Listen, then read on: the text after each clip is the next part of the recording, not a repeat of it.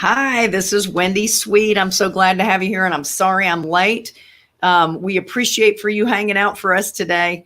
We had a little mix up in some of the information that I sent out. It wasn't as clear as it needed to be, but so we lost one of our guests, but we've got one here now, so I'm really glad about that. You are on the our alternative podcast, which is Active Income Passive Wealth. And I'm so glad that you are here today. You know, while you're listening to us, please hit the subscribe, like us, hit the bell, tell all your friends, share us with other people, because we love to just spread the truth about real estate investing. And we're doing something a little bit different today, which I'm really, really excited about. Of course, if you want to get in touch with us, you're going to go to carolinahardmoney.com.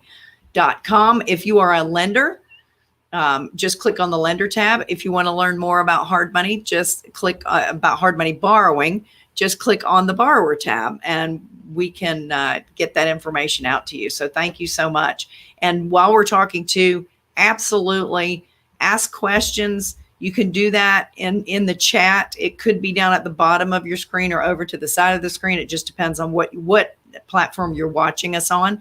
But ask any questions. We would love to share that with you. So today we are doing something a little bit different.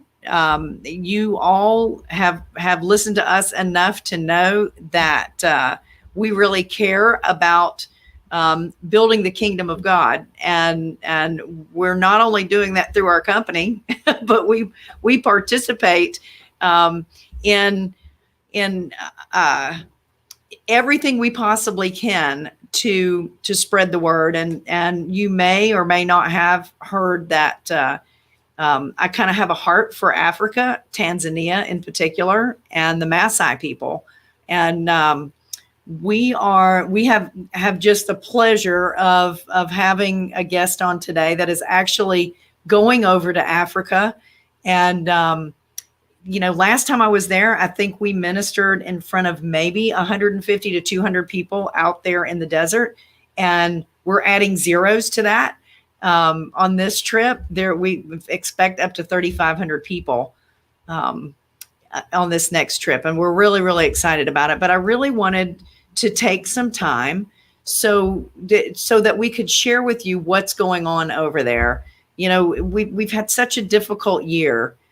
We all have, with COVID-19, all the crazy stuff that has been going on. And, there's a lot of people that are hurting out there, and we can give money, and we can feed people, and we can give them jobs, and we can do all kinds of things like that. But the most important thing we can do for them is give them Jesus and show them really the importance of being able to dedicate your life to Jesus and understand that there's a Savior there that can truly change your world no matter what circumstance you're in, right? So anyway, I really wanted to bring the information about this to you, and I'm going to introduce a dear friend of mine, and his name is Dale Jensen, Pastor Dale. He and his wife are lenders, and that's how I really got to know them.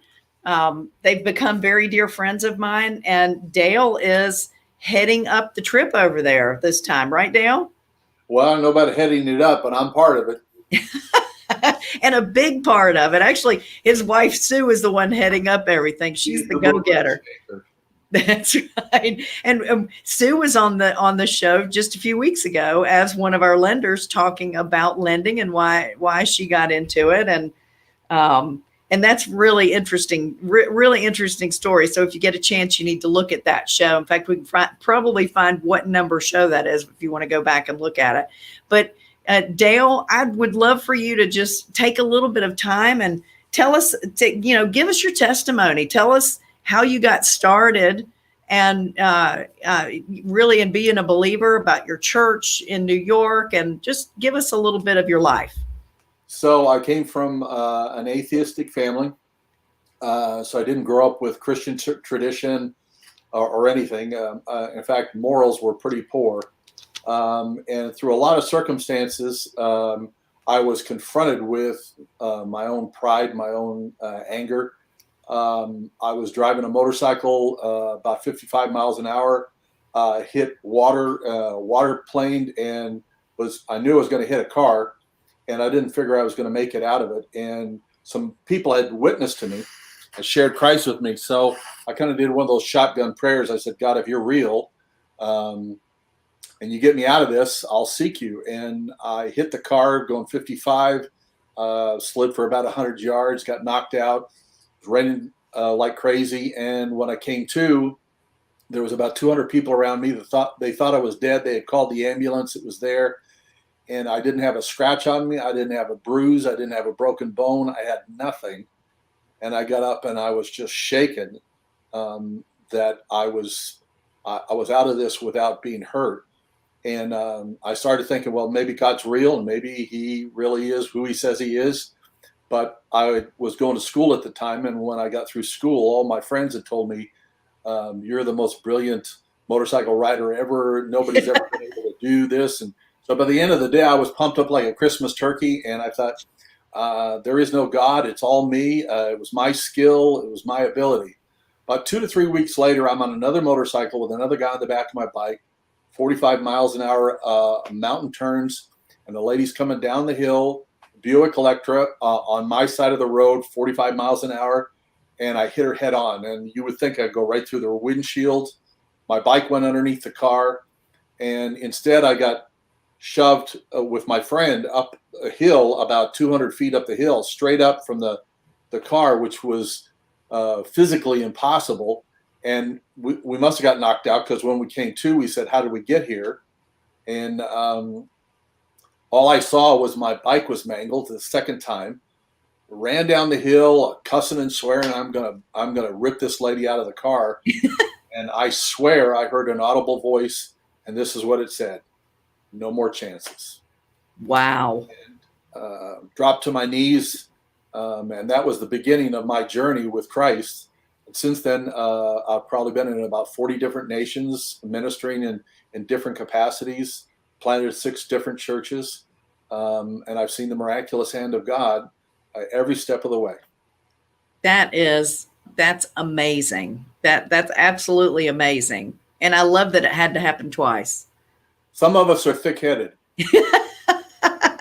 That is really, really neat. So, after you were young when that happened, you were still in, not that you're not young now. I'm not, I'm in the old section now. I'm 68, and that was when I was 18. Wow. So from there, you were in California at the time, right? I was raised in California. I was in California. After about 18, then I started doing a lot of traveling. Gotcha. So how did you meet Sue, your wife? So by this time, I'm about 10 years old in the Lord. I'm teaching in different countries around the world. I'm actually in Sweden. I get a call that I need to come home to be part of a leadership meeting. I get home to the church that I'm going to. It's about 1,000 people, all hippies and surfers and craziness. And Sue was looking for a discipleship school. She heard that my name and 2 other guys that she knew were going to do a discipleship school. So she came from Connecticut to California, met in church. And as soon as I saw her, the Lord said, this is your woman. But we never dated. I never took her out on a date, never told her I was interested. Just watched how she lived, looked at her character. And finally, after a year, with a lot of counsel, I said, would you go out to breakfast with me? And she said, sure. Went out to breakfast, and I said, would you marry me? And I gave her my whole history. You're kidding me. But she knew me because of the leadership that I had done in the church. And I was doing a discipleship school, which she was a part of. So we both saw each other working, but it was never for the purpose of relationship. That is so neat. That is absolutely God's hand working on that one. It was. I know Sue told me a story one time that I absolutely love. When you guys got married out in California, you drove to, I guess, New York or Connecticut, where her family was from. Yeah. And they did a little party for you, a little reception for your wedding. And you were getting ready to go abroad again. Right. And you needed, I think, exactly $1,000. Was actually a little more than that. And so all of her Sue's relatives were giving us cards and money, and we got, I don't know, it was just under like $100 under. And I said, somebody's holding out. Sue's mom got really mad. And I can imagine. Say that. And I said, because we prayed for a specific number and God gave us a specific amount. And all of a sudden she says, I have a letter from your aunt. And she went and got it. It was the exact same money. And it got you to the right amount. Her mom's mouth dropped. She was a good Catholic woman, but she didn't know supernatural, and she didn't know trusting God in that way. That is so neat. I love that story. I think Sue's all full of great stories. I love hearing all of them. And so talk a little bit about how you and Russ connected, and talk a little bit about Russ. Russ is another minister that's going with you, right? Right. He and I are the ones that are going to be doing the teaching and preaching.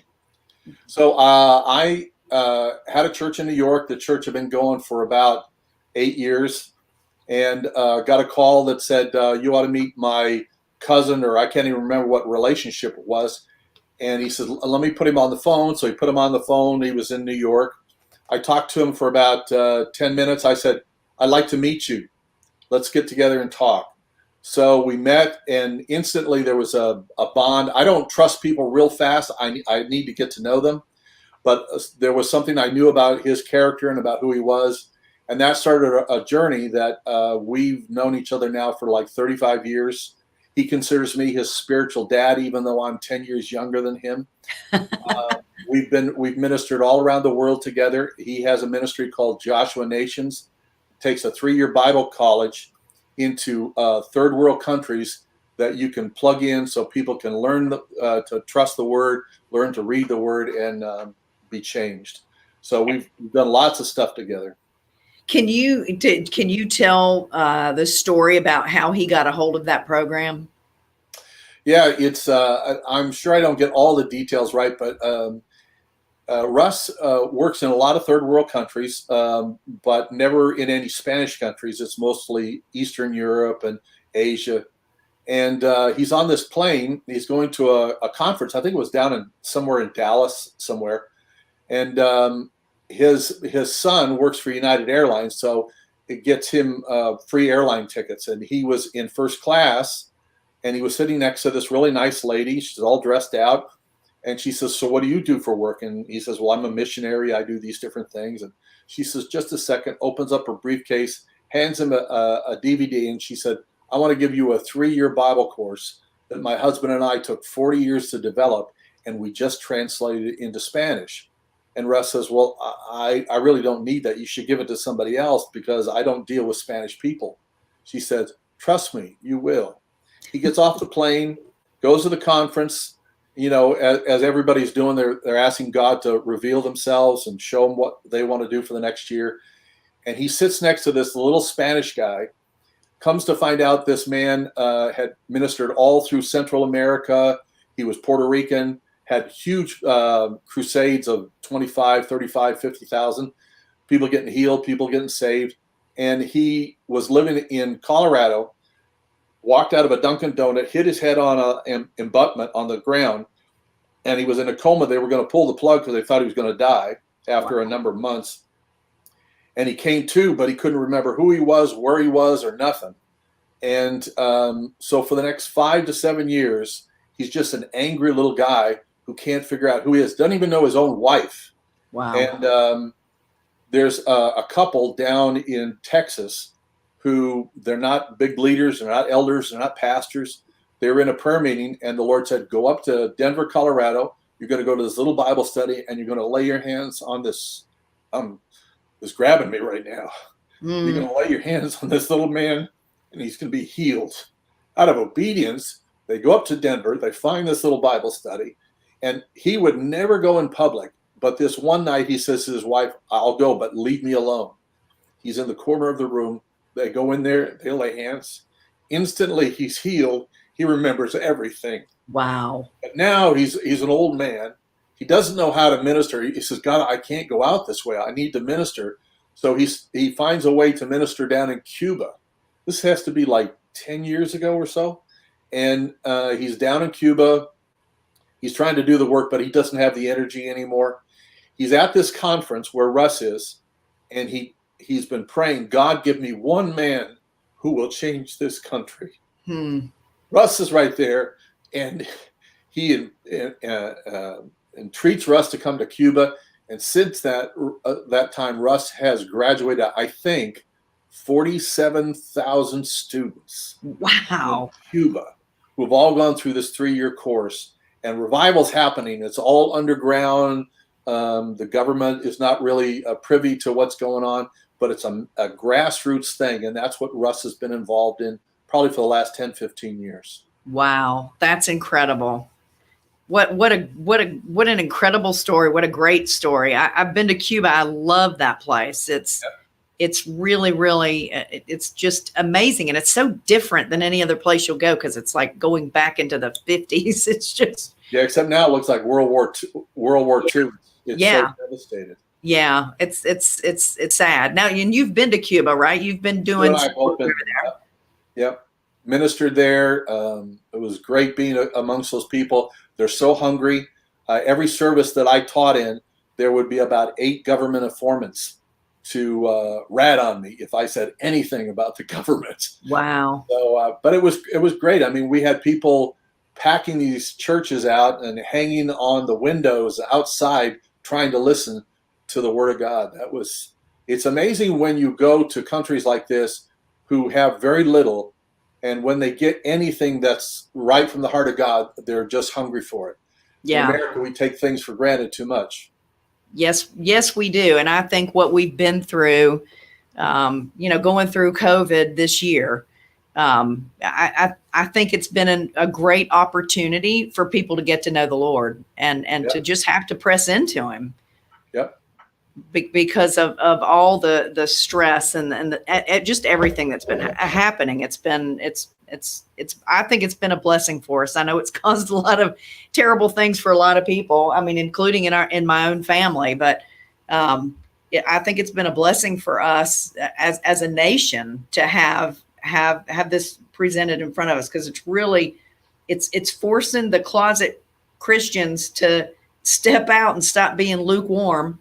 Right. It's really, I talk to a lot of pastors. I mentor a good number of pastors, and, they tell me about the worries and the difficulties they have. And I said, listen, you got to understand something. God is not only pruning the world, He's pruning the church. And a pruning is God is cutting back what we thought was really healthy and good, which really wasn't. And now He's bringing out the reality of, if you're going to be a believer, it's going to cost you. It was free before. It's not going to be free anymore. That's exactly I think that's healthy. I got saved during the Jesus movement, and back then the church wouldn't embrace us. We had long hair. I had hair down the middle of my back. Used to ride motorcycles and stuff. They wouldn't accept us back then, but there were certain churches that would open their doors. Those churches were the ones that exploded with growth, and God did amazing things from it. That's awesome. And so this kind of brings us to Tanzania. This is new for you. Yep. You haven't been there before, right? I've been to every continent except Africa. And truthfully, this is a confession of my own. I've been to a lot of really tough places in my life, India, you name it. And I always said, I never want to go to Africa, ever want to go to Africa. I had friends who were missionaries in Africa, and I just said, I'm just not cut out for that. Part of the problem is, when I go to a country, I'm terrible at eating their food.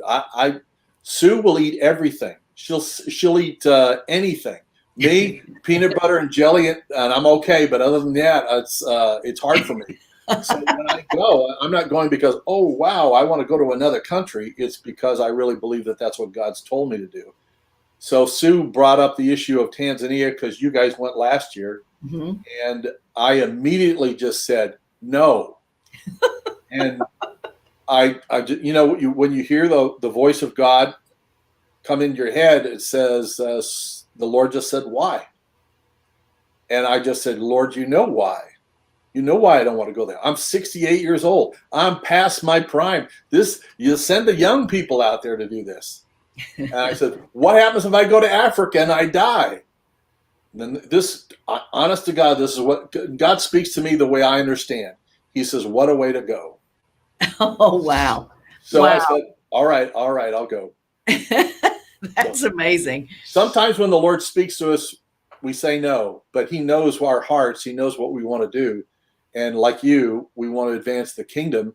And again, it's costly. That's right. When you advance the kingdom, it's going to cost you emotionally, financially, spiritually, but the benefits of what happens is worth it. That's exactly right. Well, Moses said no first, right? He had all kinds of Yep. excuses. I can't speak. I can't talk. Give it to somebody else. That's right. That's Yep. right.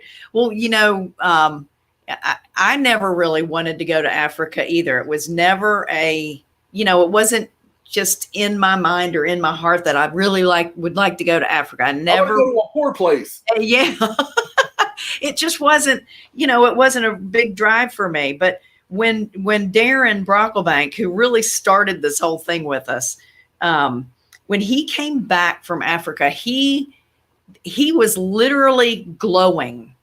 I mean, it was like he had seen the face of God. He was literally glowing. It was amazing to see how it absolutely flipped his life upside down from Right. what he experienced being over there. And I thought, I want that. I want that.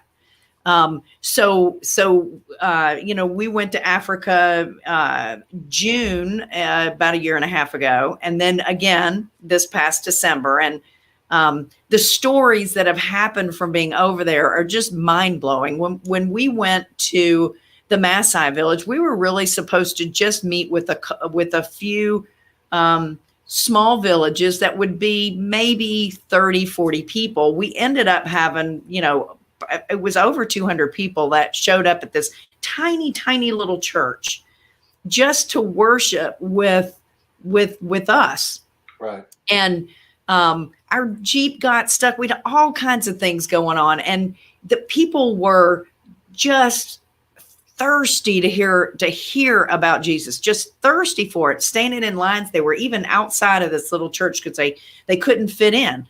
And when we went outside, there were two lines, two lines that had formed, that some people just wanted prayer and some people had specific things that they wanted to talk about and get prayer on. And it turned into something I'd never experienced before. I don't speak in tongues. It's not a gift that I believe I've asked for, but I know a lot of people do. And it's definitely a gift. And so all of that was going on. People are speaking in tongues, prayers going on. There's, literally, I saw spirits, demons coming out of people's mouths in a mist going. It was mind blowing. It's, you hear about it or you even see it on TV. You think, oh, that's not right. There's something going on here. But I experienced it. We Right. saw one woman that we had been praying for. She just fell out in the spirit. She's laying on the ground. There were 6 men around her trying to keep her from levitating. Right. I mean, and my son was at her head, and he was 16 at the time. And I'm watching this, not believing what I'm seeing. And they cast 7 demons out of her. Right. It was, I've never seen anything like that. I thought that, and I can't even go home and tell anybody about it because nobody's going to believe me. They'll think I'm nuts, In America, we have so sanitized the gospel that we've taken out the power of the Holy Spirit. And I think that almost no matter where you go, people are afraid of losing control. But in third world countries, they understand the spiritual world a whole lot better than we do. They live with it. They understand it. They don't try to cover it up. In America, I think Satan and his demon powers hide in between things so that we don't notice them. We don't see what's going on. Mm-hmm. But when you get out into the mission field where you actually share your life, you're actually saying, God, I want you to show up. And if you don't show up, I can't do this. In America, we can do everything. We can build houses. We can start churches, and we can all do it without God.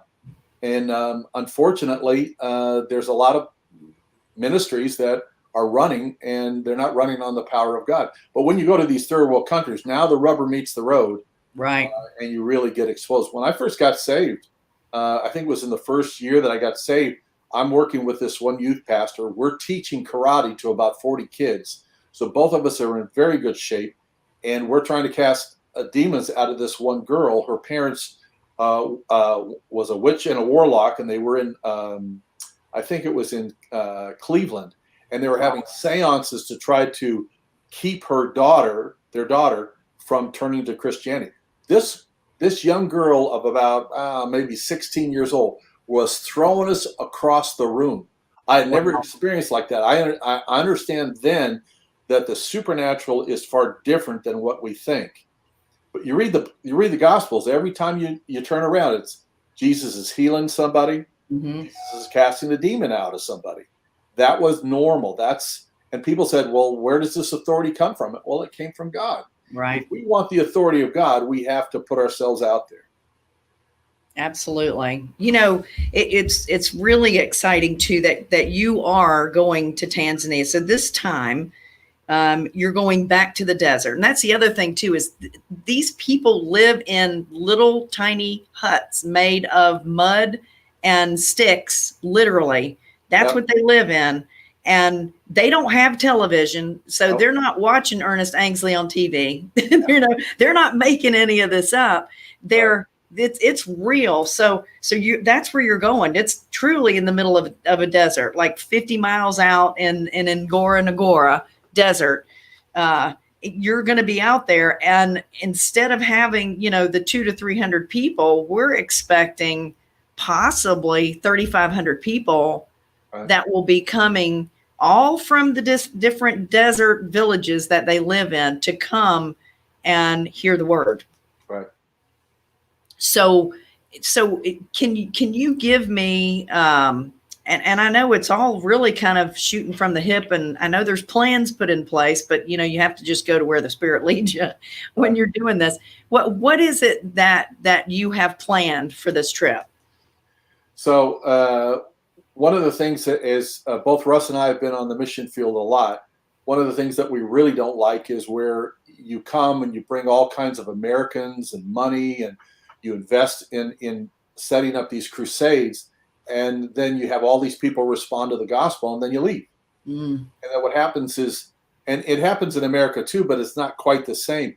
So what we really want to do is, we not only want to bring the challenge to embrace Christ and his redemption, but we want to give them the tools by which they can be healthy Christians versus having them come into the kingdom and then barely survive until they're dead. We want to really help them and teach them how that they can grow in Christ, how they can grow in their families, how they can make their community better, how they can make their nation better. And so Russ is going to, in the very beginning, he's got a 3-year Bible school. It's in Swahili. So we're going to teach about 65 pastors and about 65 leaders, going to teach them in this 1-day class how to construct this, how to work it with their people. They can do it 1, 2, 3 people. In a village, you could have one person who can read, and maybe you got 6 people who can't read, because a lot of the Maasai cannot read. But it's really flexible that you can use, so that by the end of 3 years, it's not just Maasai who make a decision for Jesus, but it's Maasai who are being transformed by Jesus. So that's going to be one solid whole day. At the end of that day, then we're going to do a Jesus film in Swahili again, just like in India, most of the population is illiterate. You have to give them the means by which they can understand the gospel visually. So you do a film, and there's a film that's been done for that. And then on the following day, it's Russ and I are going to be teaching all day, giving altar calls, having a baptismal tank where we can baptize people who are getting saved, praying for people, whether it's for healing, deliverance, or whatever. That's amazing. That's just amazing. Now, and here's what I think is really cool is how you and Sue and Russ and Darren have collected the things that you need to make this happen. Solar powered Bibles, and very hard.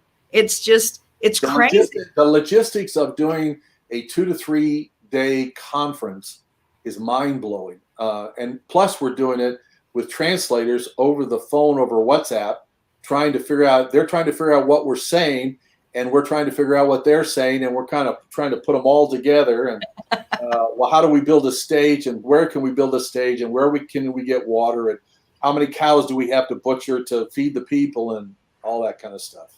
That's right. And it's not free. It's amazing how donations have come in from just sources that you never in a million years thought they would come through, connections that that people are making. It can only be God that's putting all of that together for that. So one of the things I want people to understand is people take you, Sue, Russ, Darren and his family, you committed to using your own money to putting all this, to put all this together, your own money for airfare, your own money to stay over, to eat, all the things that it takes. It's not free. Yeah. Plus you've got to pay, I think we put maybe $3,000 toward putting the event together, the advertising, the marketing for it. Paying the permits just to get into the park. Cause we got to pay that too. Right. And, you know, you commit to do it yourself, but then what happens? People start hearing about what you're doing and they're giving a little bit here and a little bit there. And before you know it, everything's paid for. Yep. Or close to it. Not right. Yet. Not close to it.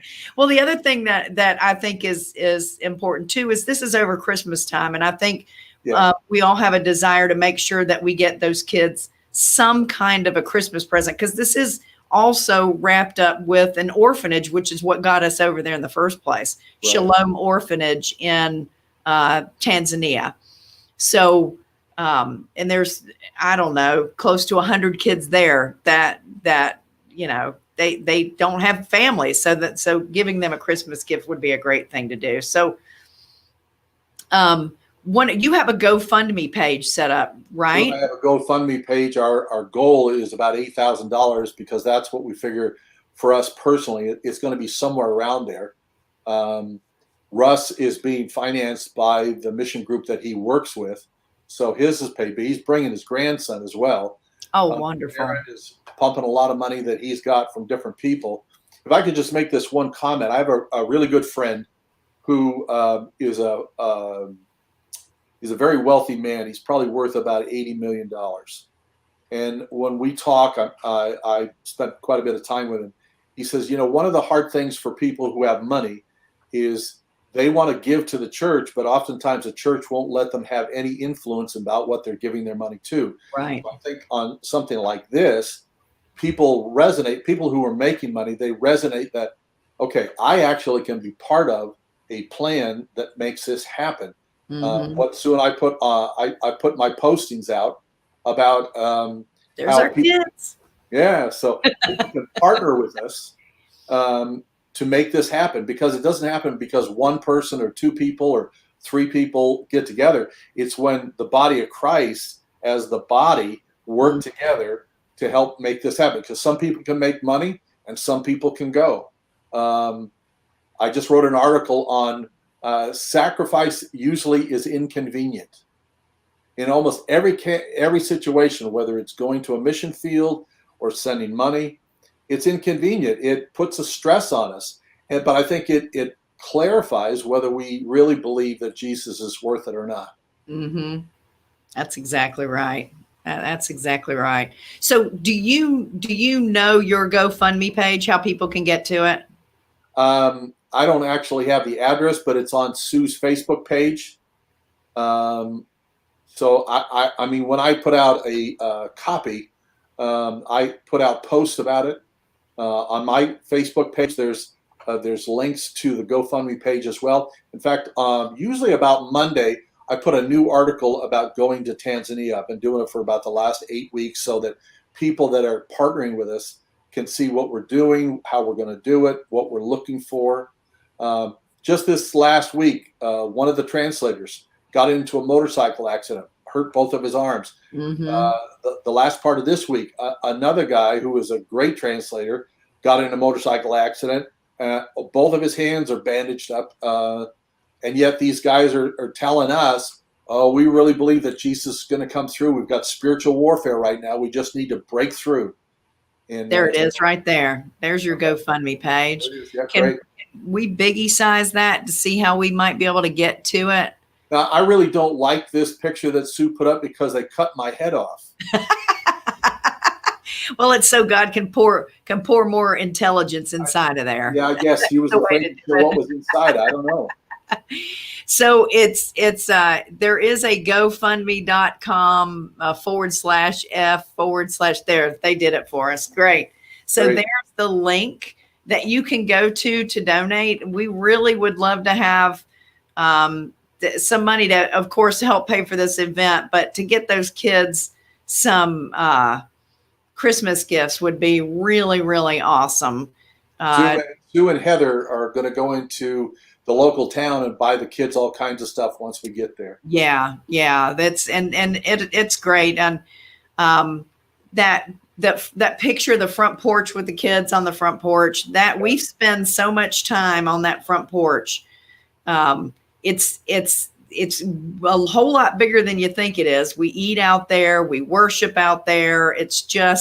It's amazing. I know most of those kids, I just want to reach out and kiss them right now. But if you'll look at the steps, you'll see a woman standing there holding on to a little baby. That's Mama. That's how we know her as Mama. Everybody there knows her as Mama.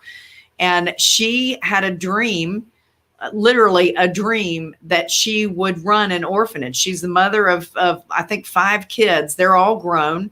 And she was married to a minister. And actually, when he died is when she started that orphanage. And it's just amazing the number of lives that she has touched by being able to save these kids. A couple of them, I mean, there are 3 of them that are still there that she saw in a hospital. She was there for an operation. And those kids were brought in. They were buried up to their neck. Their parents had buried them up to their neck because it might have been a young mother that couldn't afford to have them. And instead of adopting them off or even killing them themselves, they bury them up to the neck and let the animals come and take care of it. And luckily, these kids were found and brought to the orphanage, and they were the first ones that she started with. She's got an incredible story too. So, Dale, I'm just so grateful that you've taken the time out to share not only your story, but what's getting ready to happen here in Tanzania, when you and Russ and Sue and Darren and Heather just, pour out your love for these people. I can't wait to hear what happens, and we're going to have you back so you can share it. Because if you can encourage your people to pray, we besides the guys that got in motorcycle accidents, Sue and I, our airfares our flights have been canceled 4 times. Yeah, I can't imagine. Sue's been on the phone hours and hours. We're hoping that not only do we get there, but we get home. Yeah. Well, that's the key. We need you to come back. Yeah. So if people could pray that the Lord would make a way with our traveling, that we get through, and when we're driving these vehicles down the road, that would be great too. And you're leaving on December, as far as you know. Yes. Right now, we're leaving for on the 6th for Newark. We're there about 6 hours. Then we fly to Ethiopia. I think we're in Ethiopia for 12 hours. Then we have to fly to, I don't know if it's Zanzibar or Dar es Salaam. Yeah, I'm not sure which. Yeah. So it's like 25, 30 hours by the time it's all done. Yeah, it's a long trip. I can promise you that. I've done that one 4 times, and it's a long trip, it's grueling. But it's worth it.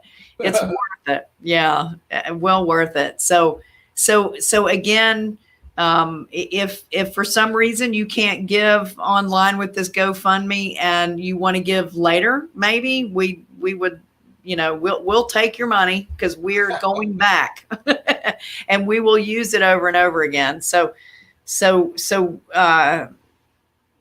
We just really appreciate your giving, but more than anything, we appreciate your prayers, lifting Sue and Dale and Russ and Darren and Heather up, as well as the Maasai people, and letting them, just letting them be in your hearts. Just constantly think of them. They're going to be gone for about 2 weeks.